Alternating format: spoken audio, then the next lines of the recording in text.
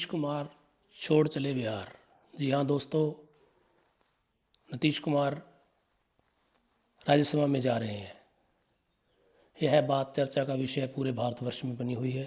नीतीश कुमार, जिनके नाम Guinness book में वर्ल्ड रिकॉर्ड है, भारत में 10 बार मुख्यमंत्री के पद पर रहने का। नीतीश कुमार आज़ाद भारत में 10 बार बिहार प्रदेश के मुख्यमंत्री रहे हैं।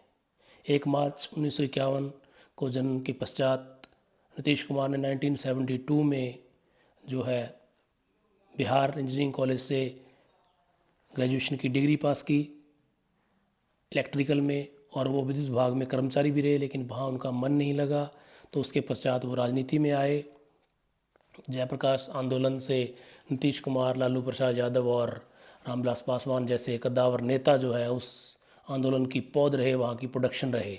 और उसके पश्चात नीतीश कुमार भारतीय जनता पार्टी में केंद्र की सरकार के दौरान अटल बिहारी वाजपेयी जब प्रधानमंत्री थे उस समय कृषि मंत्री भी रहे, रेल मंत्री रहे, भूतल परिवहन मंत्री रहे, 5 बार लोकसभा के सदस्य बने, लोकसभा में गए 5 बार।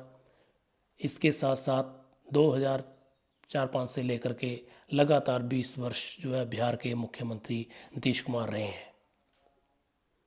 नीतीश कुमार भारत की राजनीति के वो कद्दावर नेता हैं जिनका नाम उच्च शख्सियतों में लिया जाता है, चाहे वो शिवराज चौहान हो, चाहे वो प्रकाश सिंह बादल हो, स्वयं श्री नरेंद्र मोदी हो, ममता बनर्जी हो, या कोई और कद्दावर नेता। उनके कद के माफिक नीतीश कुमार का ऊंचा कद है।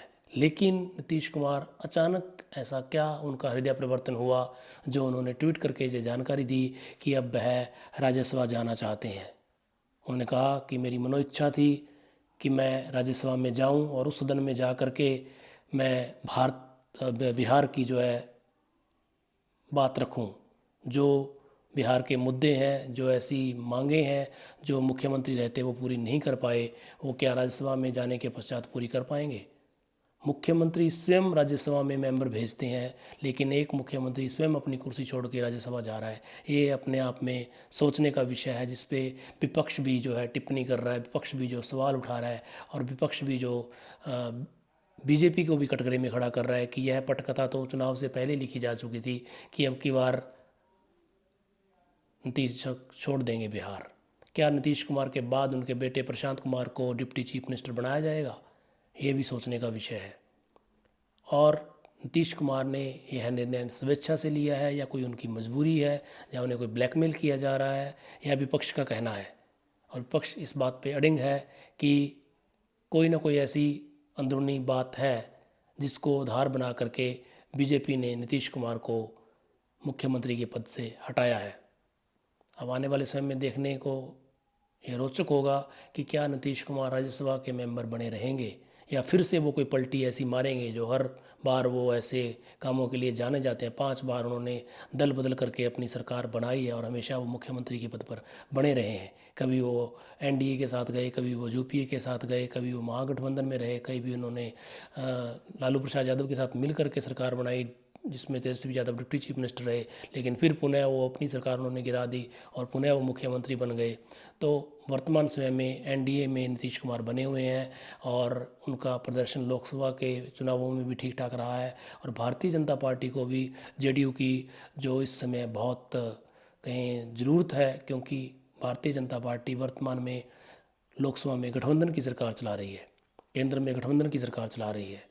और इसके साथ ही यह भी देखना दिलचस्प होगा कि क्या नीतीश कुमार का राज्यसभा जाना जेडीयू की कोई योजना या उनकी कोई रणनीति का एक हिस्सा है, या यह रणनीति भारतीय जनता पार्टी के द्वारा बनाई गई है।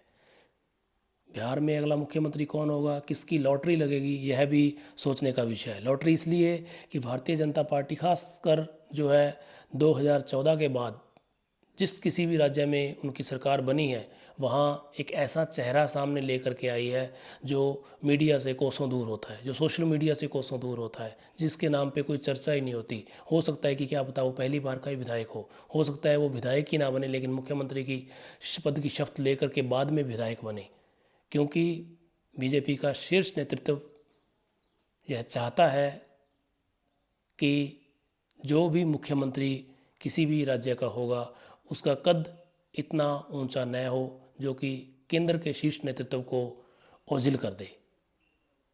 सिर्फ उत्तर प्रदेश के मुख्यमंत्री योगी आदित्यनाथ को छोड़ करके ऐसा कोई मुख्यमंत्री भारतवर्ष में बीजेपी का नहीं है जिनका कद या जिनकी पहचान या जिनकी जो खासियत या जिनका अस्तित्व या जिनका महत्व जो है शीर्ष नेतृत्व के माफिक हो।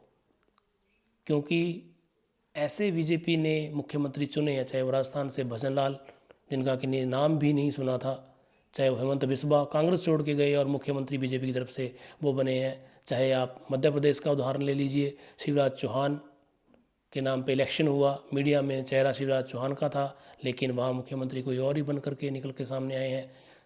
दिल्ली केंद्र शासित राज्य है, हाल ही में जहाँ सरकार बनी है वहाँ चुकाने वाला फैसला बीजेपी का रहा है। हरियाणा अपने आप में जब से बीजेपी सरकार 10 साल पहले मनोहर लाल खट्टर लगभग रहे, उसके बाद उन्हें हटाया गया, फिर नायब सैनी को लाया गया और ऐसे ऐसे कद्दावर नेता बीजेपी के थे जिन्हें हाशिए पे कर दिया गया प्रदेश में।